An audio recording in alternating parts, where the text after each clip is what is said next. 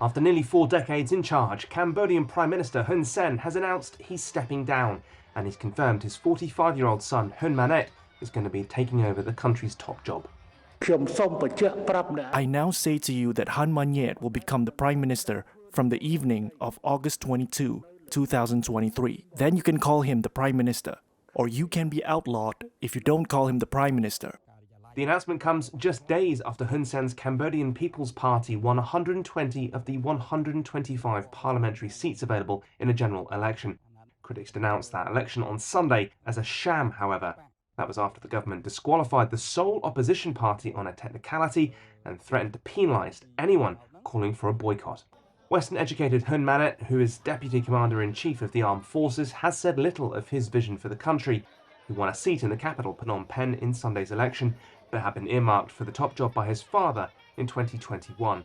On Wednesday, Hun Sen described his relinquishing of power as a, quote, sacrifice. To all my brothers and sisters who are ministers, please stay calm. We have one sacrifice, and the biggest sacrifice is me.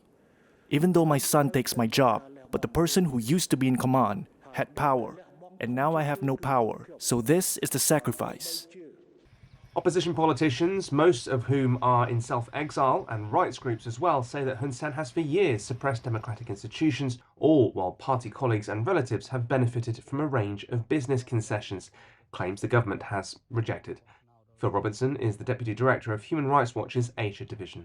Quite clearly, there's an effort by Hun Sen to intimidate everyone he can, to enforce a degree of silence from both the people and from the opposition political parties, to try to make it look like there's democracy, when in fact, it is, as you mentioned, the second time that at a national election, Hun Sen has basically faced no significant opposition.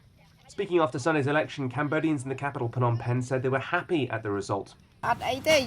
This woman said that people were content that the ruling party would continue and expected the government to lead the country to a prosperous future. Hun Sen might be stepping down as Prime Minister, but he won't be disappearing into retirement, however.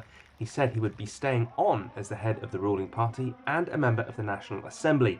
He also said recently he would step back into the Prime Minister's job if his son did not perform well.